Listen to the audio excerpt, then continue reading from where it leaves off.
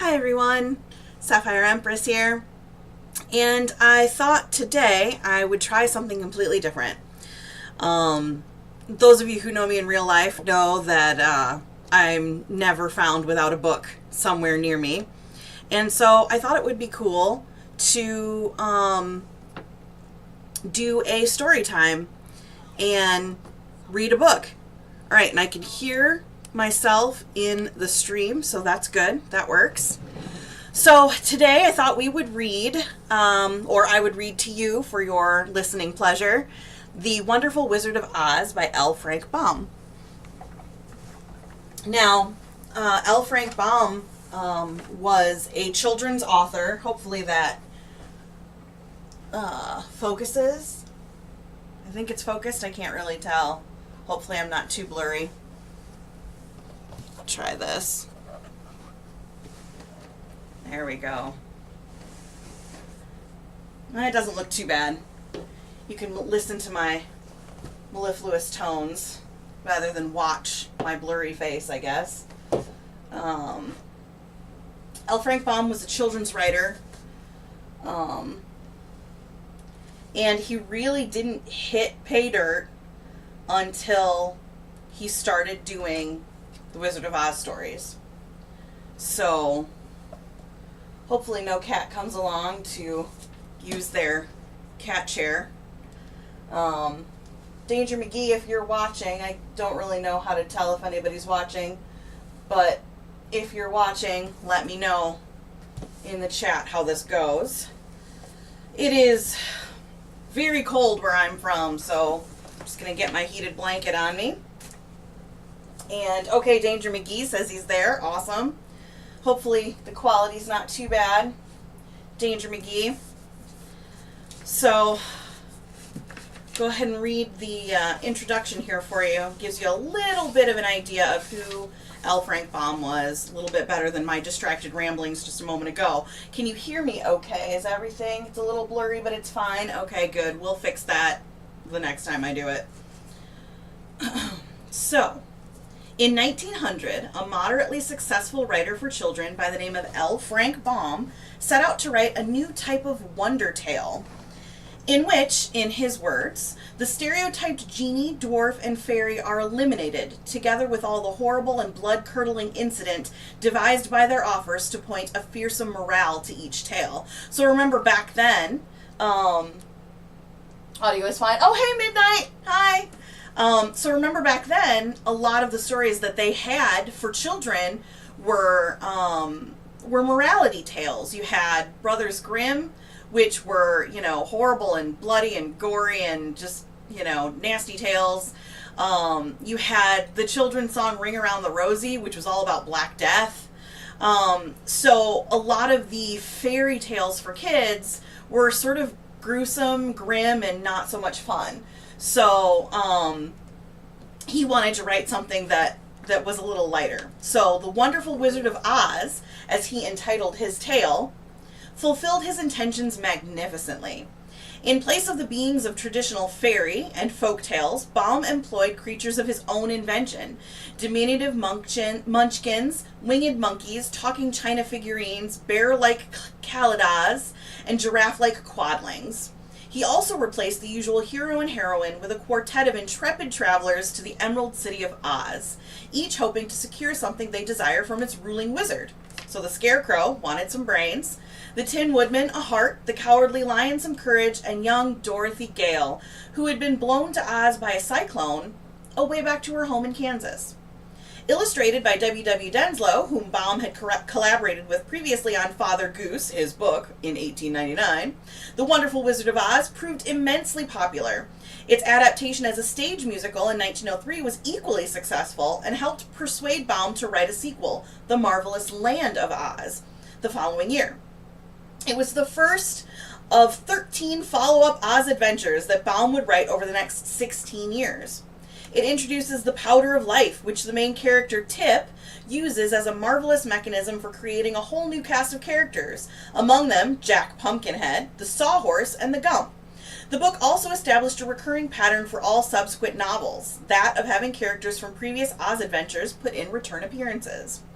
Each succeeding Oz book introduced new characters and adventures that built on the previous stories. Ozma of Oz, in 1907, is set predominantly in the land of Ev, across the desert from Oz, and introduces the mechanical man Tik-Tok, who would become one of the best-known series of characters.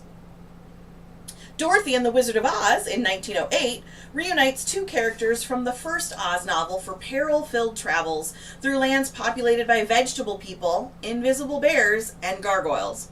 The Road to Oz, in 1909, teams up Dorothy with two new characters, Polychrome, the daughter of the rainbow, and Button Bright, and introduces the frightening Scoodlers, who fight by throwing their heads at their enemies. Through his 14 Oz adventures, Baum showed that the Kingdom of Oz was a richly imagined realm that could accommodate any number of new characters and adventures. Indeed, in the decades since Baum's death in 1919, other writers have contributed scores of new novels to the series. This volume features Baum's first 5 originals with illustrations by Denslow and John Neal, the artist who illustrated all of Baum's other Oz tales. The enduring popularity of the Oz novels with the generations of young readers who have grown up since Baum wrote them is a testament to the charm of the modern fairy tale that Baum crafted and the wonderment and enjoyment he hoped to provide through it. Okay, so here we go, The Wonderful Wizard of Oz. Chapter 1, The Cyclone. Yes, Danger McGee, there are quite a few books in the Oz series, and some of the movies, if you've seen some of the movies, especially some of the remakes they did in the 90s when we were kids, that's where some of that weird stuff in some of those movies comes from, is from all of these other books that he wrote over the years. So, Chapter 1, The Cyclone. Yeah, it is a pretty big book. And it's only 5 books. Don't worry, though. We're only going to do this one. We'll see if we do more. Chapter 1, The Cyclone. Dorothy lived in the midst of the great Kansas prairies with Uncle Henry, who was a farmer, and Aunt Em, who was the farmer's wife. Their house was small, for the lumber to build it had to be carried by wagon many miles. There were 4 walls, a floor, and a roof, which made one room, and this room contained a rusty-looking cook stove, a cupboard for the dishes, a table, 3 or 4 chairs, and the beds. Uncle Henry and Aunt Em had a big bed in one corner, and Dorothy a little bed in another corner. There was no garret at all, and no cellar, except a small hole dug in the ground, called a cyclone cellar, where the family could go in case one of those great whirlwinds arose, mighty enough to crush any building in its path. It was reached by a trap door in the middle of the floor, from which a ladder led down into the small, dark hole. When Dorothy stood in the doorway and looked around, she could see nothing but the great gray prairie on every side. Not a tree nor a house broke the broad sweep of flat country that reached the edge of the sky in all directions. The sun had baked the plowed land into a gray mass, with little cracks running through it. Even the grass was not green, for the sun had burned the tops of the long blades until they were the same gray color to be seen everywhere. Once the house had been painted, but the sun blistered the paint and the rains washed it away, and now the house was as dull and gray as everything else. When Aunt Em came there to live, she was a young, pretty wife. The sun and wind had changed her, too. They had taken the sparkle from her eyes and left them a sober gray.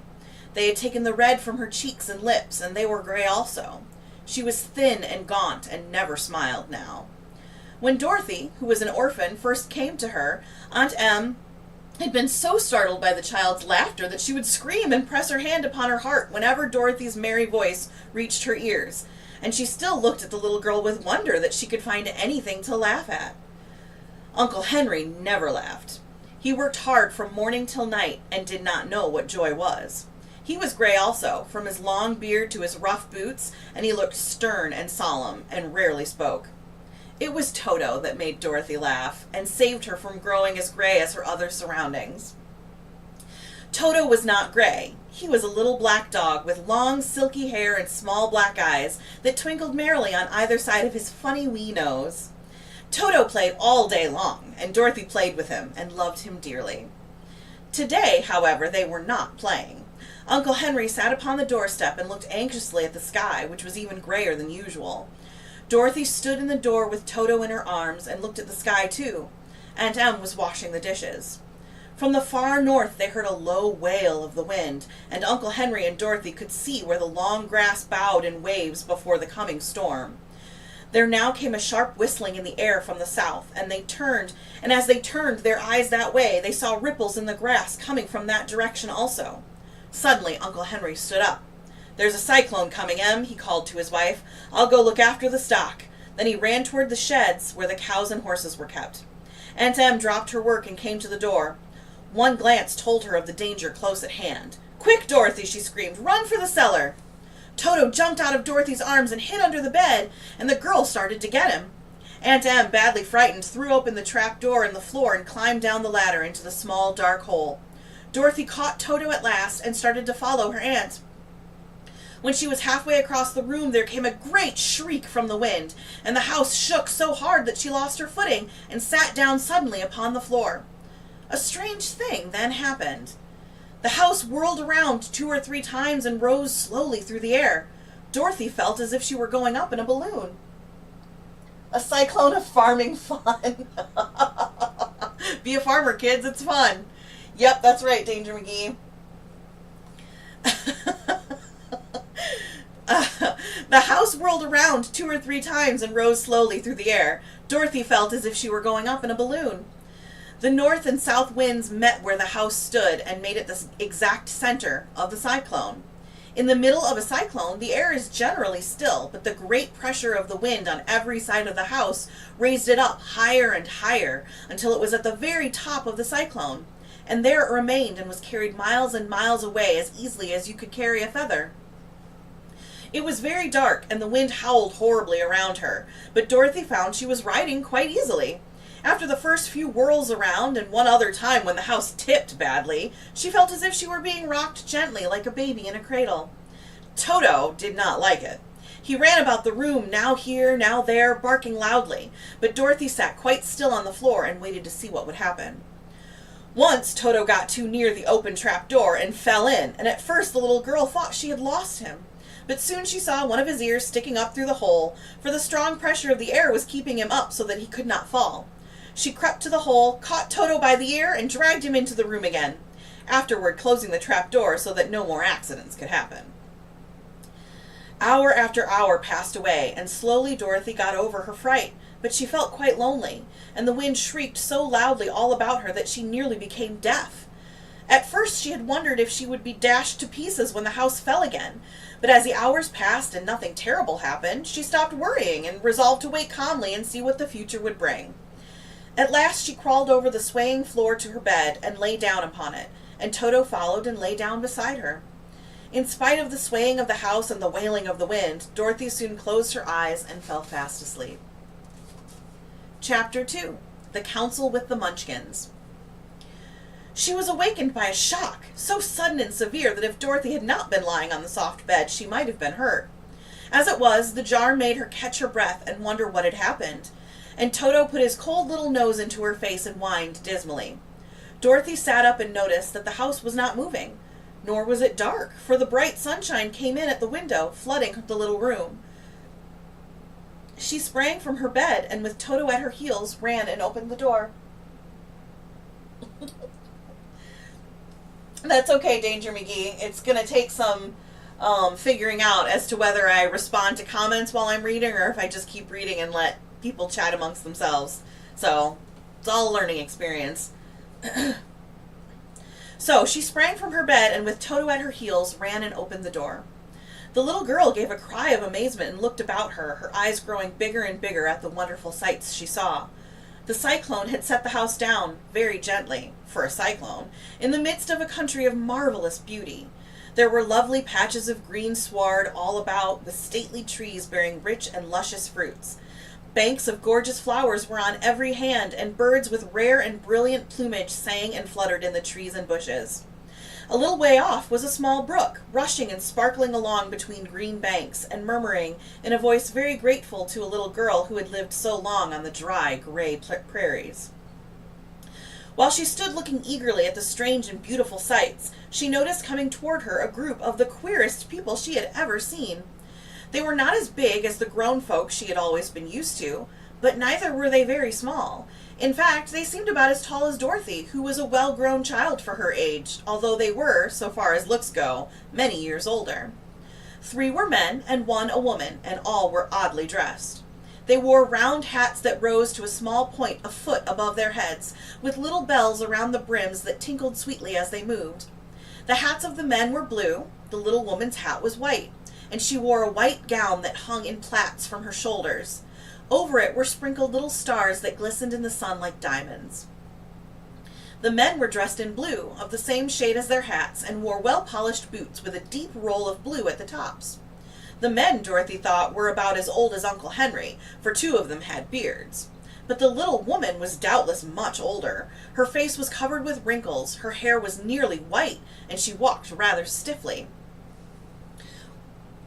When these people drew near the house where Dorothy was standing in the doorway, they paused and whispered among themselves as if afraid to come farther. But the little old woman walked up to Dorothy, made a low bow, and said in a sweet voice, "You are welcome, most noble sorceress, to the land of the Munchkins.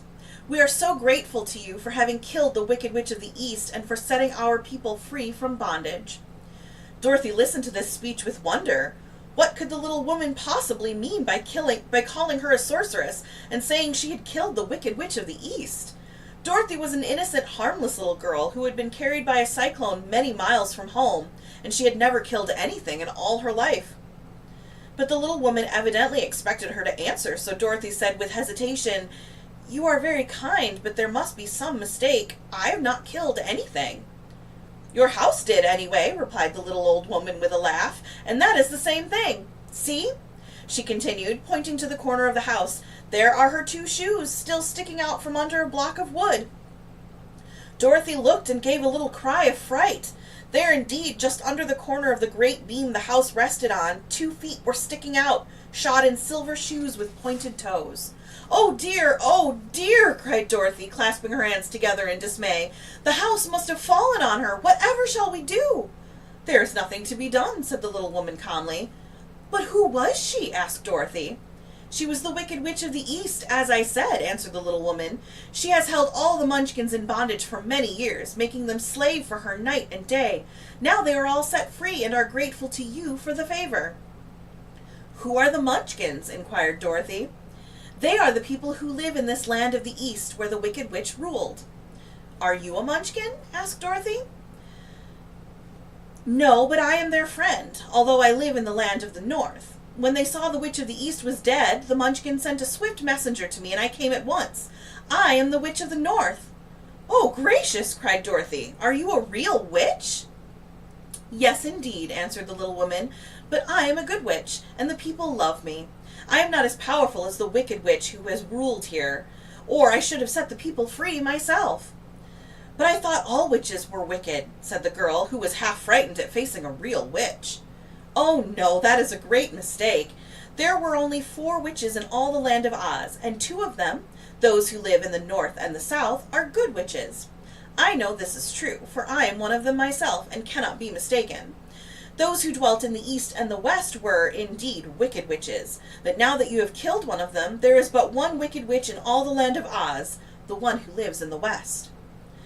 "But," said Dorothy after a moment's thought, "Aunt Em has told me that the witches were all dead, years and years ago." "Who is Aunt Em?" inquired the little old woman. "She is my aunt who lives in Kansas, where I came from." The Witch of the North seemed to think for a time, with her head bowed and her eyes upon the ground. Then she looked up and said, "I do not know where Kansas is, for I have never heard that country mentioned before. But tell me, is it a civilized country?" "Oh, yes," replied Dorothy.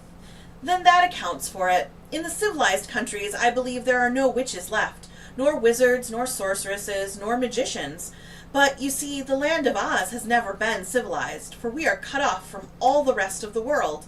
Therefore, we still have witches and wizards amongst us." "Who are the wizards?" asked Dorothy. "Oz himself is the great wizard," answered the witch, sinking her voice to a whisper. "He is more powerful than all the rest of us together. He lives in the City of Emeralds." Dorothy was going to ask another question, but just then the Munchkins, who had been standing silently by, gave a loud shout and pointed to the corner of the house where the Wicked Witch had been lying. "What is it?" asked the little old woman, and looked and began to laugh. The feet of the dead witch had disappeared entirely, and nothing was left but the silver shoes. She was so old, explained the Witch of the North, that she dried up quickly in the sun. That is the end of her, but the silver shoes are yours, and you shall have them to wear. She reached down and picked up the shoes, and after shaking the dust out of them, handed them to Dorothy. The Witch of the East was proud of those silver shoes, said one of the Munchkins, and there is some charm connected with them, but what it is we never knew. Dorothy carried the shoes into the house and placed them on the table. Then she came out again to the Munchkins and said, I am anxious to get back to my aunt and uncle, for I am sure they will worry about me. Can you help me find my way? The Munchkins and the witch first looked at one another, and then at Dorothy, and then shook their heads. At the east, not far from here, said one, there is a great desert, and none could live to cross it. It is the same at the south, said another, for I have been there and seen it. The south is the country of the Quadlings. I am told, said the third man, that it is the same at the west, and that country, where the Winkies live, is ruled by the wicked witch of the west, who would make you her slave if you passed her way. The north is my home, said the old lady, and at its edge is the same great desert that surrounds this land of Oz. I'm afraid, my dear, you will have to live with us.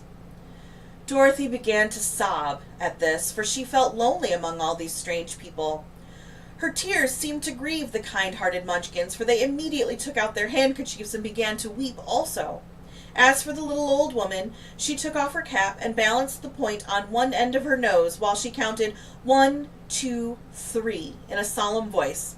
At once the cap changed to a slate, on which was written in big white chalk marks, Let Dorothy go to the City of Emeralds.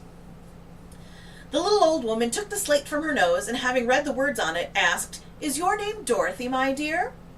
Yes, answered the child, looking up and drying her tears. Then you must go to the City of Emeralds. Perhaps Oz will help you. Where is this city? Asked Dorothy. It is exactly in the center of the country, and it is ruled by Oz, the great wizard I told you of. Is he a good man? Inquired the girl anxiously. He is a good wizard. Whether he is a man or not I cannot tell, for I have never seen him. How can I get there? Asked Dorothy. You must walk. It is a long journey, through a country that is sometimes pleasant and sometimes dark and terrible. However, I will use all the magic arts I know of to keep you from harm. Won't you go with me? Pleaded the girl, who had begun to look upon the little old woman as her only friend. No, I cannot do that, she replied, but I will give you my kiss, and no one will dare injure a person who has been kissed by the Witch of the North. She came close to Dorothy and kissed her gently on the forehead. Where her lips touched the girl, they left a round, shining mark, as Dorothy found out soon after. The road to the City of Emeralds is paved with yellow brick, said the witch, so you cannot miss it. When you get to Oz, do not be afraid of him, but tell your story and ask him to help you. Goodbye, my dear. The three Munchkins bowed low to her and wished her a pleasant journey, after which they walked away through the trees. The witch gave Dorothy a friendly little nod, whirled around on her left heel 3 times, and straightway disappeared, much to the surprise of little Toto, who barked after her loudly enough when she had gone, because he had been afraid even to growl while she stood by. But Dorothy, knowing her to be a witch, had expected her to disappear in just that way, and was not surprised in the least. Chapter 3. How Dorothy Saved the Scarecrow. I don't know how long I've been on, but we'll do another chapter before we quit. When Dorothy was left alone, she began to feel hungry, so she went to the cupboard and cut herself some bread, which she spread with butter. She gave some to Toto, and taking a pail from the shelf, she carried it down to the little brook and filled it with clear, sparkling water. Toto ran over to the trees and began to bark at the bird sitting there. Dorothy went to get him and saw such delicious fruit hanging from the branches that she gathered some of it, finding it just what she wanted to help out her breakfast. Then she went back to the house, and having helped herself and Toto to a good drink of the cool, clear water, she set about making ready for the journey to the City of Emeralds. Dorothy had only one other dress, but that happened to be clean and was hanging on a peg beside her bed. It was gingham, with checks of white and blue, and although the blue was somewhat faded with many washings, it was still a pretty frock. The girl washed herself carefully, dressed herself in the clean gingham, and tied her pink sunbonnet on her head. She took a little basket and filled it with bread from the cupboard, laying a white cloth over the top. Then she looked down at her feet and noticed how old and worn her shoes were. "They surely will never do for a long journey, Toto," she said. And Toto looked up into her face with his little black eyes and wagged his tail to show he knew what she meant. At that moment, Dorothy saw lying on the table the silver shoes that had belonged to the Witch of the East. "I wonder if they will fit me," she said to Toto. "They would be just the thing to take a long walk in, for they could not wear out." She took off her old leather shoes and tried on the silver ones, which fitted her as well as if they had been made for her. Finally, she picked up her basket. "Come along, Toto," she said. "We will go to the Emerald City and ask the Great Oz how to get back to Kansas again." She closed the door, locked it, and put the key carefully in the pocket of her dress. And so, with Toto trotting along soberly behind her, she started on her journey. There were several roads nearby, but it did not take her long to find the one paved with yellow brick. Within a short time she was walking briskly toward the Emerald City, her silver shoes tinkling merrily on the hard yellow roadbed. The sun shone bright and the birds sang sweet, and Dorothy did not feel nearly as bad as you might think a little girl would, who had been suddenly whisked away from her own country and set down in the midst of a strange land. She was surprised as she walked along to see how pretty the country was about her. There were neat fences at the sides of the road, painted a dainty blue color, and beyond them were fields of grain and vegetables in abundance.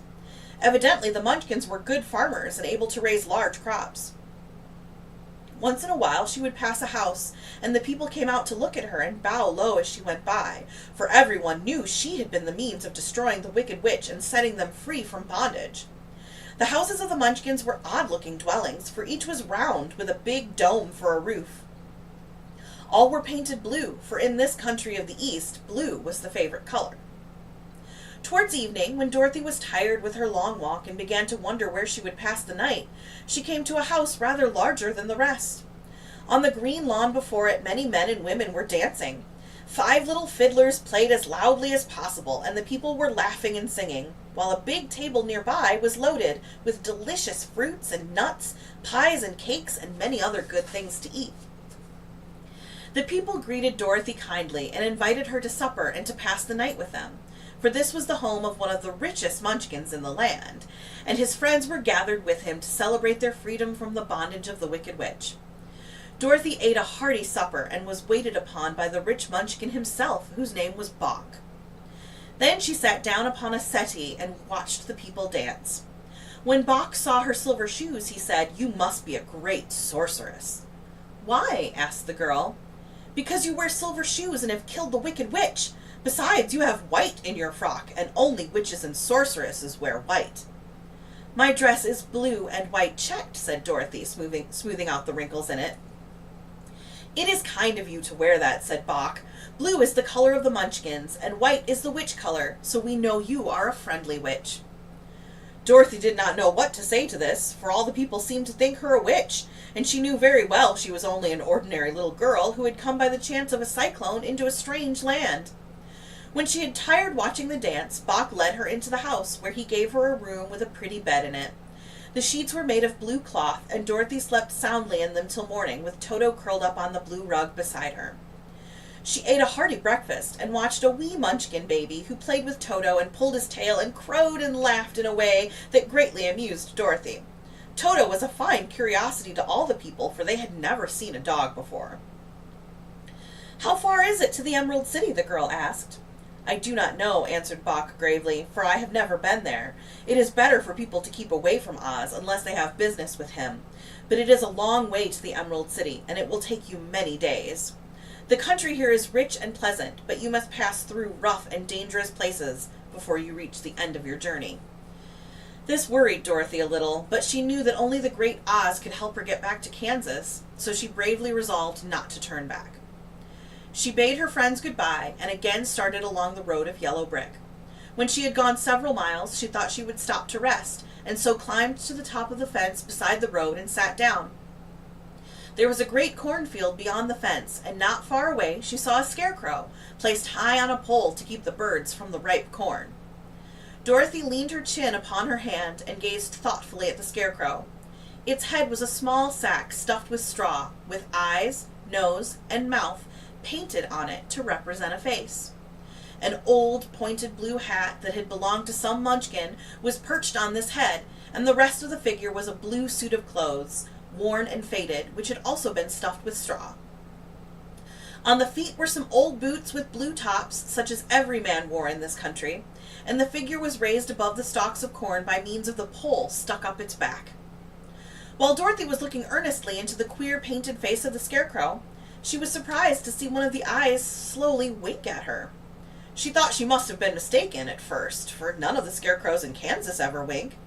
But presently the figure nodded its head to her in a friendly way. Then she climbed down from the fence and walked up to it, while Toto ran around the pole and barked. "Good day," said the Scarecrow in a rather husky voice. "Did you speak?" asked the girl in wonder. "Certainly," answered the Scarecrow. "How do you do?" "I'm pretty well, thank you," replied Dorothy politely. "How do you do?" "I'm not feeling well," said the Scarecrow with a smile, "for it is very tedious being perched up here night and day to scare away crows."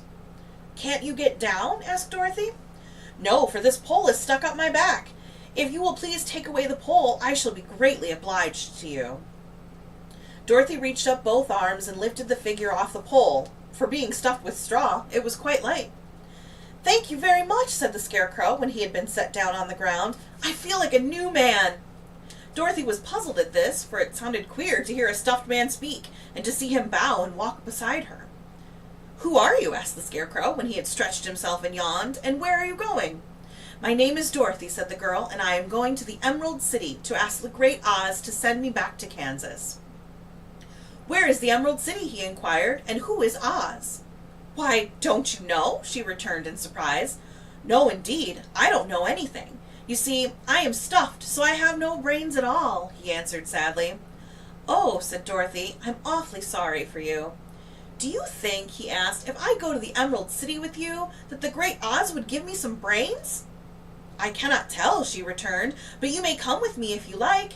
If Oz will not give you any brains, you will be no worse off than you are now." "That is true," said the Scarecrow.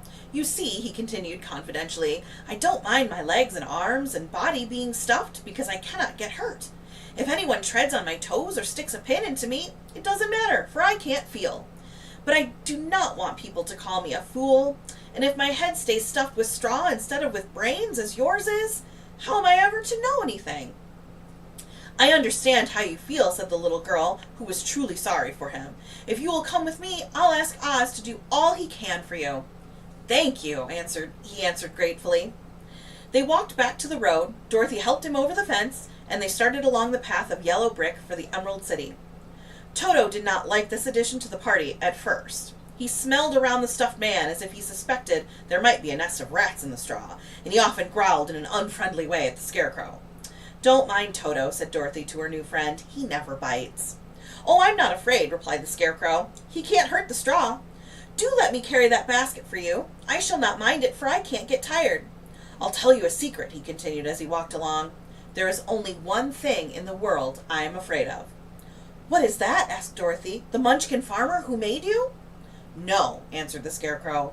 "It's a lighted match." And that ends chapter 3. And I think we will take a little break here now. Thank you so much for joining me for my inaugural story time with Sapphire. And I plan on doing this more often with various other books. So if you have any suggestions for something you'd like to hear me read, or recommendations for, any setting, any technical difficulty stuff that you may have noticed, please let me know. I'll work on the focusing of the camera. I'm not really sure how to do that at the moment, but thanks for listening, and we will continue with the Wonderful Wizard of Oz on the next Storytime with Sapphire. Have a great day. Bye.